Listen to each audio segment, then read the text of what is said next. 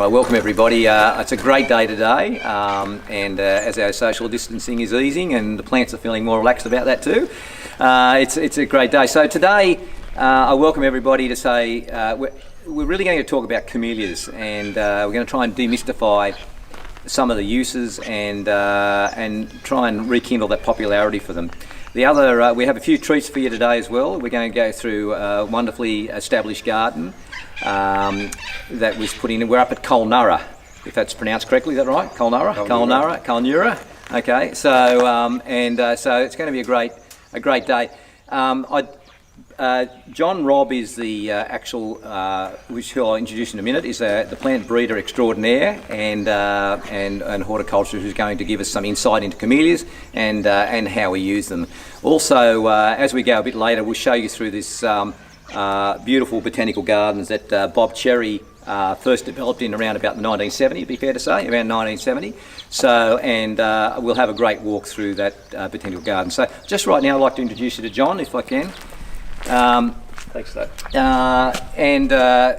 John, Paradise Camellias is basically owned by Botanica Nurseries now. They run them, and they run a great range of camellias that we're using on a day-to-day basis. And there's continual breeding, which is John's doing, into these camellias. So I'd just like to introduce John and say thank you for having us here. And John's just going to, I'm going to ask John a few questions, and John's just going to answer some of the problematical things. But maybe, John, if you want to just give us a quick overview of the nursery and how it's set up here. Sure. And I'll leave that to you. Yep. As Chris said, the site here was established in the 70s by Bob Cherry, who is a really excellent plantsman. He's done a lot of collecting all over the world, and his love of plants was really camellias.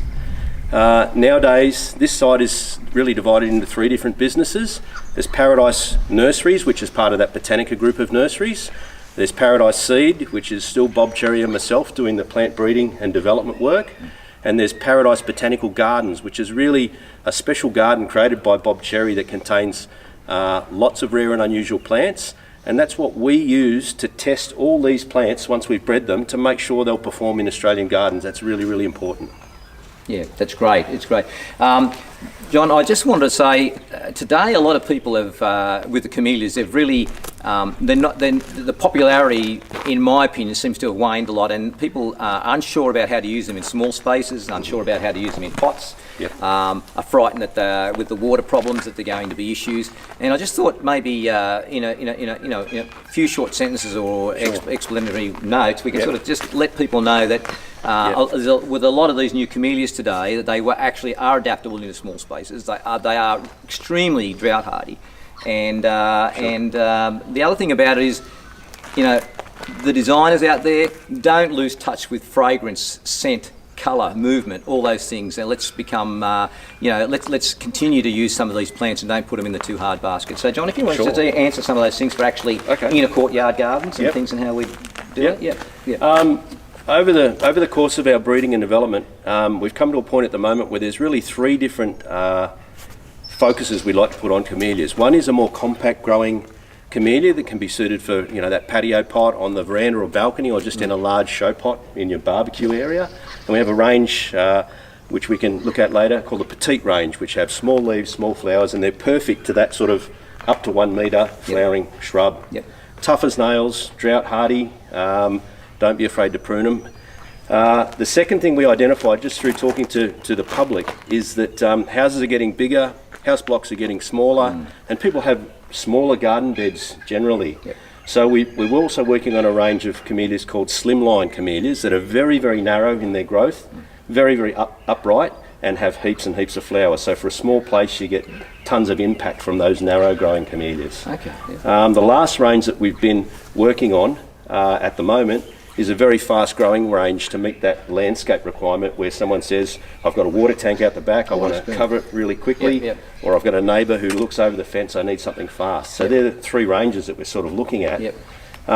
Getting to the demystifying of growing camellias, they are a super tough plant, very, very drought hardy once established. They can take every manner of pruning that you can throw at them, And really, maintenance-wise, they're not that complicated. So during the course of the day, maybe we can show you some of the ways that you can care for your camellias as well to get the maximum return from your camellia plants. I think it's great. Like a lot of the questions that people generally say, they simplify and say, I need a hedge quick. How quick does that grow? And I say, well, we use the Sodium, it'll grow 1 metre a year. Wow, I'll take that, you know.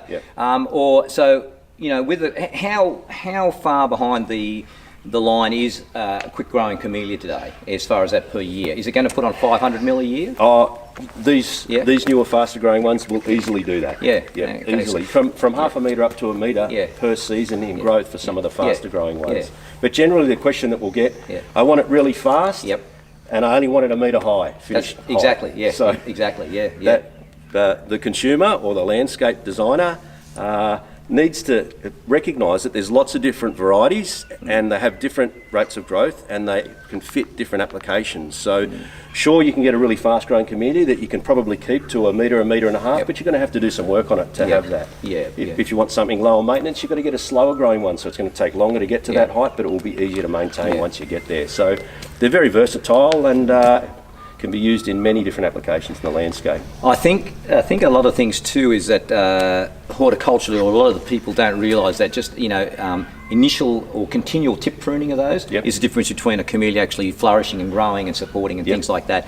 And I think that good horticultural advice to clients on these lets them know that with that the right choice in maintenance, that they do extremely well. You know. Yeah, that is right. I mean, nowadays a lot of breeding has gone into stuff that is more naturally self-branching. A lot of the older varieties were picked for flower. There's 36,000 different named camellias, and a lot of those were picked because they had a pretty flower. They might have had a very ugly, straggly shape, but someone would have picked it, named it for their loved one or someone they know, and that becomes a variety that may then get into the marketplace. So some of those older varieties are really tough to get nice and bushy from the ground up, but there has been a lot of breeding work done in the last 20 years to get nice self-branching plants that need minimal tip pruning to get nice bushy shape as well. Look, I'll tell you, some of the, we consistently, a deal that we're doing all with councils and that, it's not a criticism, it's an observation, is that generally there's this mandate to say, well, we're going to, we designed the front of the house, they're quite small frontages, you need 2 street trees in the front, and next thing you have this great, inconsistency with shape.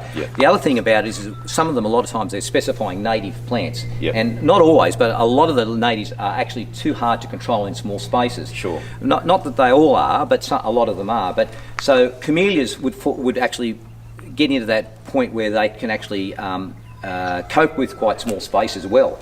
Small hedging, small borders, and things like that. So they're a useful plant. The drought. What about the drought and dry times, John? What would you have to say about that? Really, when it comes to plant establishment, probably no different to any other plant. They're coming out of a pot to start with. That media is different to the surrounding soil, so you need to care for them when you first put them in. Once camellias get established, they're extremely drought hardy. Equal to just about any native that I've seen. We've been through one of the worst droughts in my lifetime and in Australian history, and the camellias in our stock beds, which we'll have a look at later, have just come through untouched. They might be looking a little more yellow in the foliage than they normally would. They might not have put on as much growth, but they're still tough and robust and thriving. It's great. I think, and the other thing with the camellias are, again, there's multiple uses. You can use them and cut them and put them in float bowls. For that. They're a great plant. So spalliarding. Just wanted to talk about that and the uses for some of the inner city gardens. I know today I was talking to my son last week, and he lives in at Marrickville, and he sort of said, Dad, there's such a niche out there for the hipsters. And he's saying, I say that nicely to you hipsters out there. So basically, they really need stuff that is movable. So they want a stuff, I can put it there, I love it, great. And they do you know what I heard the other day was that they have the highest disposable income of everybody. So so they could put a hedge in. They love it. If they move, they can take it with them. We get lots of inquiries about camellias in pots. These 400mm pots or 16-inch in the old scale. Those plants have been in them probably for close to. Well, the age of that plant is probably 5 years. It's amazing. And if you can keep potting them up gradually, or maintain the top of the plants, and maybe do some root work on them over a longer period of time, you can keep them in pots quite successfully for many, many years. They're like 10 years plus, no problem at all. Do you grow them John, do you do espaliards for them? Or not? We don't do them here, but certainly they're perfect for that. And I can show you with any of these. Like if you even look at this one, this is one of our slim lines, one called Spellbound. If you look at the shape of that plant, it's perfect. Look, it lends itself perfectly to espalier. You've got a beautiful lateral here, another one here, and you could probably take another one off the top here. So that could easily be grown in a bigger pot with a lattice at the back, or even trellising at the back, and you could have beautiful display of colour through most of autumn and into winter. So they're perfect for espalier. Once again, pick your variety. The more dense ones can still be espaliered, but they're slower growing. If you want something more robust, you can have something like you see any of these 16s here would be perfect for that application. I think the beauty about it is that you can actually get these pre-grown, just pick them up, put them in the courtyard, and they're there. You know, and they're instant. And you can start, if you want to do that, you can start with a smaller plant like this. So this is a 200mm pot or an 8-inch. If you want to start from when it's a baby, you can start with a smaller pot size. This is the sort of growth that plant's made really in the last season. It's not slow growing. And within a period of probably 3 years, you'll have from this plant to approximately this size here. So that's pretty spectacular. And these would be halfway to 3/4 of the way through their flowering now, and we're just about into June. So many of the sasanquas will start flowering in March. And flower through till June. So that's a pretty good autumn flowering period. It is. The bigger the plants get, the longer they'll flower for. Really, it's just a factor of size and the number of buds that those plants can carry. I think it's good. So if you were saying, if people were saying, well, you know, I want to come back on and I want to look at buying a camellia again, what would you have to say about that as far as there's quite a good, so what you're saying is there's quite a good number of new release varieties, more compact, more hardier, quicker growing, which is great to know, because often I make that decision, well, you know, gee, it's not going to really get there that as quick as a syzygium, but they really are equally on the same plane, you know, if they're used correctly. You know. You'll probably find that a camellia will take 6 months to settle itself into its location. In that initial period, they're probably not going to do a great amount of growth. So put them in, look after them well, and then you need to get the maintenance correct with camellias. People are afraid to feed them, or they don't know the right time of the year to feed them. They don't understand the plant probably as well as they should, and they're afraid to prune them. So. Really, the most important things are, when you put a camellia in, you have to understand that the roots of the camellia are shallow. They feed right up on the surface. And if you put a really nice thick mulch on the surface of the soil around your camellias, you can scratch it back over time and you'll see those fresh white roots just sitting right up at that mulch level. That keeps the roots cool, which is important, and it keeps the moisture in. That's the first thing. The second thing is that camellias don't like food over winter, like a lot of plants. So a lot of people buy a plant now, put it in, feed it, and it will die. And they'll say, well, that was a crappy camellia, that didn't work. But they need to know that camellias, probably like a lot of other plants around, can't take up the nutrient in those cooler months of the year. So put it in now by all means, mulch it, water it in well, and then just leave it until spring. So when the weather warms up, when the plants can actually grow and make use of those nutrients, that's the time to feed them. So you can feed them in spring, and you can feed them again roughly sort of midsummer to the end of summer, because the plants are really pulling the water in and pulling the nutrients in, and they're pumping it into growth. And then the third thing is, don't be afraid to prune them. So you can even take to them pretty harshly, you know, with a chainsaw if they're big plants and you want to rejuvenate them. Otherwise, just don't be afraid to cut them back to get the shape that you want. As you said before, Chris, if you tip prune and take the tips out, it encourages the breaking of those new lateral shoots as well.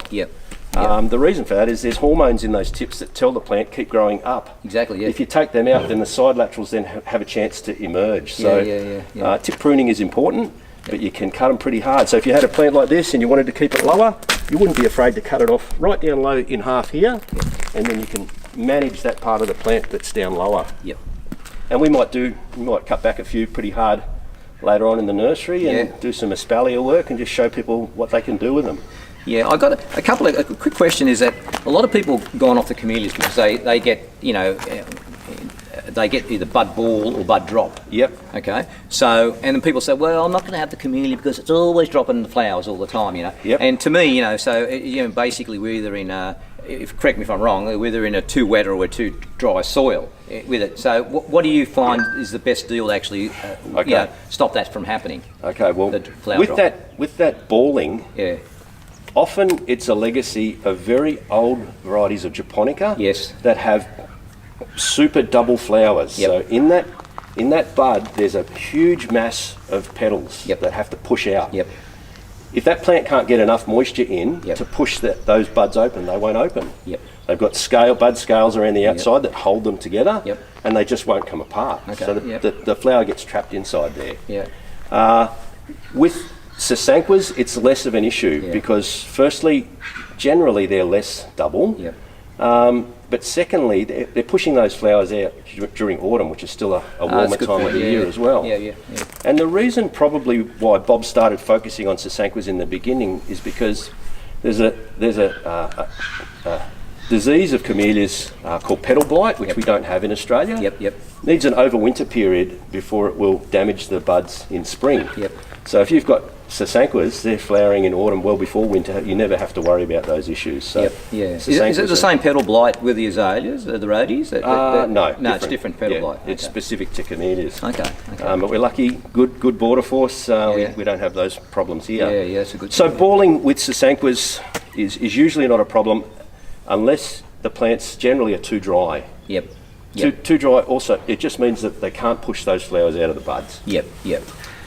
Too wet, I think you'd see other things before you saw that. You see that, So again, they're just cultural decisions that you make as far as watering and doing that. And look at the petals around the base of these. It's like a beautiful coloured snow. So if someone says, I want something for around my pool, but I don't want anything to fall in the pool. You know what I say to them? Have a have a scotch and relax. That's what I say. I said, you're a very tense person. I say, but one thing I've learned, this is not, please, when I go for a loan, bankers, it's okay. But most of my clients that over the years are either bankers or insurance, but they cannot stand a leaf to fall on the ground. They're just so stressed about it, So they've got to relax. So, but basically petals on the ground are a wonderful thing, So it shows your plant's healthy. It shows it's been flowering well. But that is a good point. Often in the pools they'll say, I just don't want anything to drop flowers in my pool. They do say that a lot. We haven't got an answer for that? No. Okay. There are some varieties, there's some camellias that'll shed their flowers whole, but they're still going to drop them. If they hang on the plant's going to look horrible because it'll have all the dead flowers hanging on it. So these shed as the flowers mature and finish. Then generally you're left with nice looking flowers on the plant. It's not an issue. I just tell them to be a bit creative. And look, keep in mind too, these plants have been jammed in tight together in the nursery situation, and we've just dragged them straight over here from there. So some of these, if they're outside, that have probably a bit more breeze on them every day. It naturally helps shed those older flowers. Keeps them looking beautiful and clean. A very quick story. I'll tell you one thing. From my experience is that you actually can't, most plants, if a eucalypt or something, you raise the soil level, gets stem rot or rots. Now, I priced a job one day to actually transplant a whole row of camellias on the north, and I looked at it and I put a price in. We started, they had to be hand dug. And when we dug and dug and dug, and I thought where the root ball should have gone under, it wasn't there. We dug and dug, so I got this deep before I got to the bottom of the root, which was like, how did that happen? So when we did the history of it, we actually found that a year before they built a small retaining wall up to a metre higher and filled it with soil. So in actual, and none of them died. So they actually lived with that much soil up the stems, and they reshot the roots again. So handy to know. It's handy. I wouldn't say that's to be encouraged. Cost me a fortune that day. I can do my quote. But anyway, it's a good, interesting. So look, I think that's great. I think as we walk around the gardens a bit more, we'll actually see more of these camellias in situ and see the great use of them. So, is there anything else you'd like to add about the camellias before we just move on to anything else, John? Really tough plants. They'll survive right from Queensland right down into the depths of Tassie. As far as frost goes, that's a good question. Frost can damage them, but it's not usually cold enough in parts of Australia to have that happen. I've got to interrupt you there just quickly because I just did a job in Canberra a week ago, and I had them on my list, and I agonised whether to put them in because I was considering when I actually put up on minus 10, minus 7. I was a bit frightful of it, and I did some research on it because it's been a while since I planted down that colour. And I thought that it probably would have been all right but I ended up, I just didn't do it that time. Yeah, But, they would be all right. yeah, yeah. Maybe you'd pay attention to the time when you're putting that installation in. Yeah, yeah. And probably you'd err more towards the spring Yep. than probably this time of Yep, the year. yep, yep. But that might only be a factor of these plants come from here in New South Wales, Yeah. where it's still pretty warm. Yeah, correct, yeah. And they might still have bits of new growth on them. Like, look at these, they've Yeah. got new growth on them already. They do. If you take something like that down to minus 10, Yeah, it won't do well. then you're going to get some damage there. Yeah. It won't kill your plant, No, but you might no. get some damage there. Yep, yep. But I have to say, I've got my own mobile number on our website Yep. to take all the calls from people who have questions. Oh, good. That's great. So I also get the feedback about how plants are going in Yep. different locations. Yep, yep. And there's plenty of nice camellias in Canberra. Canberra, yeah. So equally sasanquas as japonicas? Yep. Yeah. Yep. One more than the other, or no? Not really, Okay. no. It's a bit of a furphy. They both do equally well in full sun or shade. Yep. Shade, they like to have good light, but that's the same for most plants. Yep, yep. And toughness in the frost, there's not much difference there. Okay, that's good to know, Yeah. because I always probably aired for the japonicas in the cold, but so that's interesting, And look, these aren't just grown in Australia; they're grown all over The world, yeah. And they'll grow them as a potted plant in Europe. Yep. And they're used to getting damage if it's really cold. Yep.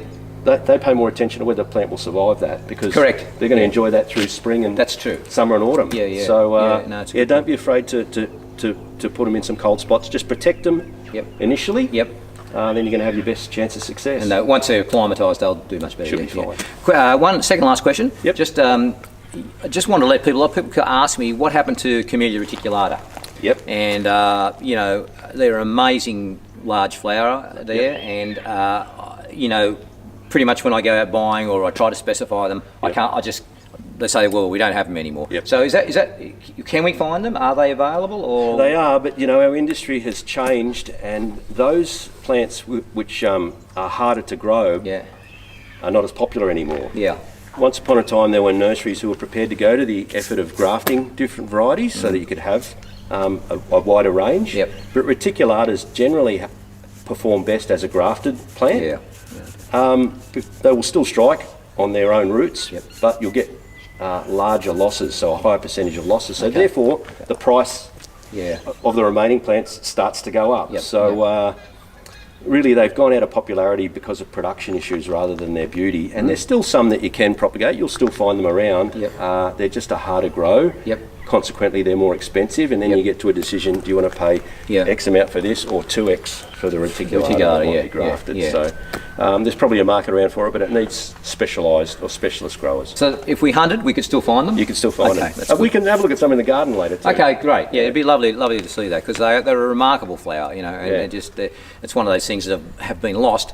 And whilst we mightn't use it every day, I just want to let you know that they are there, and there's really great places that we can use them again. So they are available. Dig them up and grow them. And look, the japonicas are great too. They're sort of Yeah. winter and spring flowering, and Yep. we're actually making some hybrids between japonicas and different species that Yep. give intermediate flowering and longer flowering too. We can Yep, look yep. at some of those later. They're just experimental at the moment, Yep. but in the coming years we'll have a good range of Yep. new interesting hybrid camellias as Yeah, well. no, that's great, I think.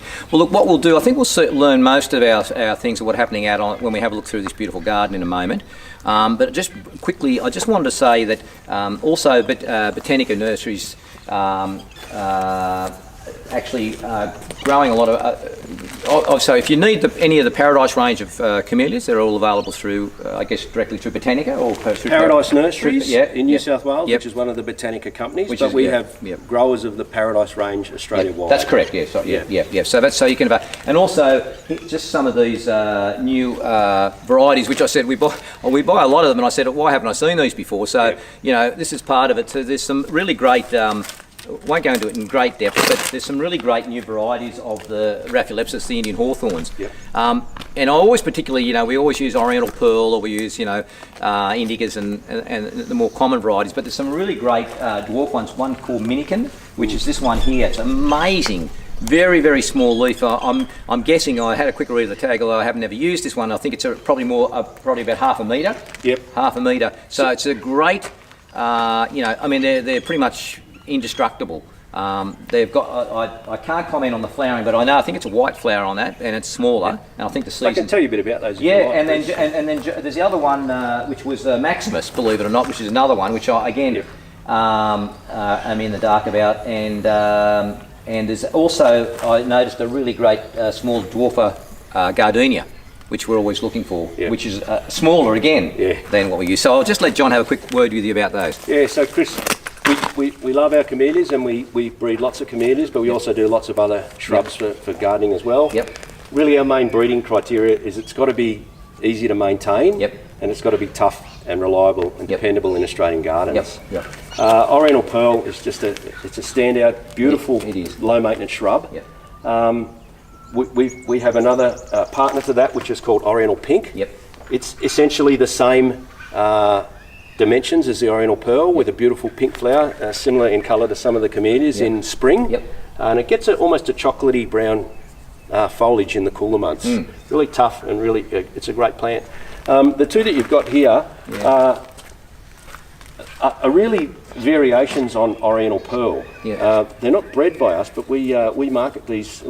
We promote these products as well because we think they're good products. Minikin is like a smaller version of the Oriental Pearl. So Oriental Pearl with time will get to probably a metre and a metre and a half and beautifully rounded. The Minikin is essentially half that height.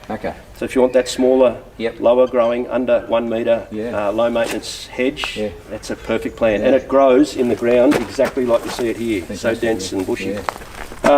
This one, Maximus, it's like a chunkier version of the Oriental Pearl. So where you want something possibly even up to 6 foot, and also very easy to maintain, and you can hedge these like a Buxus or a Acmina style hedge. They're just other variations that sit on either side really of the Oriental Pearl shape and size. Tough as nails. They're going to be good lines into the future. I think that Minikin's great. And if you want, you were talking before about specifying native products in the landscape. This is like the native equivalent of Oriental Pearl. It's an Acmina called Low and Leafy. I use that. This is a sensational plant. We'll have a look at it down in the stock beds. But the density that you see in that plant there is natural. And they will continue to regenerate from the base. So where you've got an Oriental Pearl that will grow nice and dense, and you want a native equivalent, that Low and Leafy is just one of the best Acminas I've ever seen. They're good. They're very hardy. So for that low growing, dense, low maintenance shrub, these two are fantastic. That's one of the petite camellias, so also you've got a camellia option in that lower growing size. And we're also doing some nice breeding work with gardenias. Probably the one that's been established in the market for us the longest is this little one called Buttons. Same thing, for that sort of suite of low growing, dense, low maintenance shrubs. With all the perfume of gardenia, Buttons is outstanding. It holds really nicely its shape as well. How does that differ from Florida? Oh, I need to show you them side by side. Florida, with a fair bit of control, will get to a nice shape. This one just naturally grows just like that. So the Florida is a little more spreading in its growth. This has got great density. That's good, and it's got a bit of more of that darker green on the leaf, like Professor Pucci a bit. It does. It's still with the upright shape. So we also recognise that there's room in the landscape for variations on gardenia that haven't really been looked at. I mean, you'd think a gardenia is a gardenia, but we have some very low growing ones. One in particular called White Goddess, which has a very, very large white double flower on it, but it's like a radicans on steroids. So it'll still grow to half a metre or maybe a bit better, but it gets really broad and bushy. So for dense sort of landscaping and ground cover stuff, it's a terrific variety. Fantastic, Either side of that we have a couple of others too. Jupiter is probably the same size as your Buttons in final growth. It's got a chunkier leaf on it and a more double flower. And there's a couple of others that aren't here at the moment. Oh no, they're here. That's the one, that's the one, Tinkerbell. It's got really hard leathery foliage on it.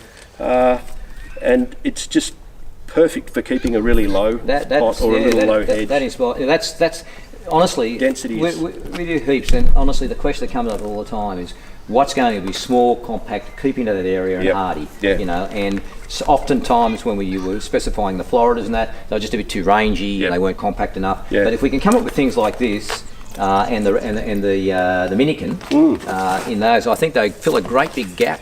I agree. In especially in the smaller housing and that, you know. So I've got a quick question just to ask you for a supply, and you need to be honest with this one. Is that, you know, we as far as a landscaper or horticulturist ordering a lot of camellias, I found this year and last year particularly, everybody said, well, we've run out of stock. We've run out of stock. I said, and I'm not going to name who's. Well, I should. No, I won't. I'm not going to name who's getting the stock, but basically, we're not getting the stock. You know, as horticulturists and designers. So my question to you is that correct in me saying that? And number two, if that is, what are we going to do about next season for supply for availability? Okay. Yeah. I have to talk fairly broadly about the camellia market. It went through a bit of a tumultuous time. There was a lot of oversupply of camellias for a long time.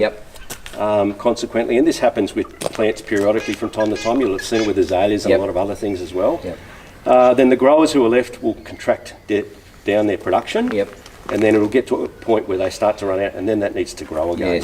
And I think it's fair to say that that's happened with camellias, and not just in New South Wales. I think that's an Australian-wide thing that's happened at the moment.